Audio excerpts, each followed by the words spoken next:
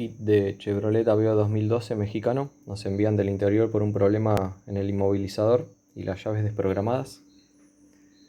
Vamos a dar contacto. Ahí tenemos la luz de check del motor. Damos RPM y ya tenemos encendido. Inyección. Todo listo para entregar al cliente, conectar en el auto y que dé arranque. Muchas gracias, trabajo terminado.